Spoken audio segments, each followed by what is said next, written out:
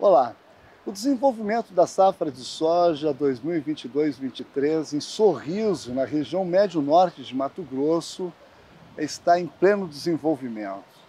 A preocupação dos produtores é que muitas regiões não têm recebido chuva o suficiente, principalmente nessa fase de afloração, a formação das vagens, não tem recebido chuva e isso pode trazer grandes consequências aí em termos de produtividade.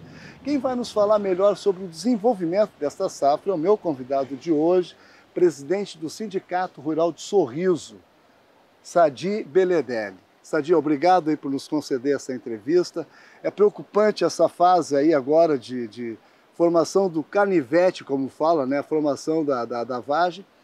Muitas regiões não têm recebido chuva o suficiente e, consequentemente, vai ter perdas significativas. Nós estamos passando por um período bastante crítico em questão de chuvas, né? O mês de novembro tem sido um mês bem atípico referente aos anos anteriores, ou seja, uma chuva bem irregulares. São muitos bolsões de seca que nós temos na nossa região e principalmente no estado do Mato Grosso como um todo. E, consequentemente, alguns produtores onde esse bolsão de seca está mais aflorado, mais forte, com certeza terá produtividade menor esse ano. E justamente no período em que o custo de produção está muito alto, né, Sadi? Dá para considerar que é um dos custos mais altos da história? Sem dúvida nenhuma. Esse ano, a implantação das lavouras desse ano é com o maior custo da nossa história. Nós tivemos, consequência da guerra da Rússia com a Ucrânia, um aumento considerável, principalmente nos fertilizantes.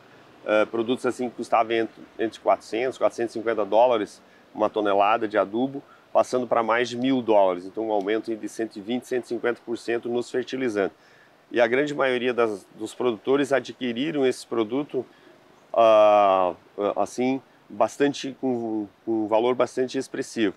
Então, isso faz com que, não só os fertilizantes, mas a lavoura como um todo, foi implantada esse ano com um custo bem maior do que nos anos anteriores. Por causa disso que nós temos que ter uma boa produtividade esse ano para compensar, né, para você ter algum resultado positivo. Se nós não tivermos uma boa produtividade, provavelmente alguns produtores terão até o caixa negativo no final da safra em função de todos esses fatores. E agora com essa seca, com início de novembro, agora até o final de novembro, bastante seco aqui na nossa região, vai fazer com que algumas lavouras realmente tenham perdas na produção e isso vai dar prejuízo para aquele produtor. Sadi, a região, o Brasil todo está passando por uma grande crise, né, com essas manifestações. O reflexo disso aqui na região, no médio norte de Mato Grosso, que é a principal região produtora de grãos aqui do país. Como é que está a manifestação? Como é que está essa questão? Eu acho que a manifestação é livre, né? Eu acho que cada um tem o seu direito de se manifestar. Eu acho que são manifestações legítimas que as pessoas estão fazendo, não só os agricultores, mas a sociedade como um todo. Nós teremos consequências disso, com certeza, em função de que está atrasando muito o embarque, né, do milho, da soja, que ainda estava para ser embarcada nesse período. Isso faz com que os armazéns, talvez quando nós entrarmos na nossa colheita, ainda tenham produção do ano passado, das duas safras deste ano que passou. Então isso é prejudicial para nós, como um todo, né, para a agricultura, em função que pode ter aí, na época da colheita, alguma falta de armazéns para poder absorver essa nova safra que vem em função de que não foi retirada a safra que foi colhida nesse ano.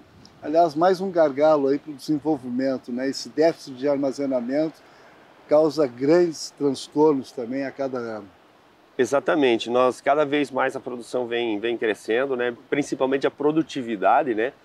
Na mesma área de cultivo você consegue produzir cada vez mais, eu acho que isso em função da pesquisa, da tecnologia, que nos dá cada vez variedades melhores, mais produtivas. Isso faz com que a demanda por armazenagem também seja cada vez maior. E isso nós temos essa deficiência em toda a nossa região, em função de termos ainda uma fronteira agrícola bastante ampla para ser implementado, e isso demanda muita armazenagem. Outra coisa é a questão do transporte e da logística também ainda, que nós só temos... Outro gargalo, né? Só temos um grande gargalo, que praticamente é só uma estrada, né? A 163 ou vai para o sul ou vai para o norte, é na 163. Aí não temos outras possibilidades de transporte, né? Agora iniciou-se a construção da Rumo, né? Da ferrovia que vai vir até Lucas do Rio Verde, mas isso até a implementação ainda vai 4, 5 anos, 8 anos, né?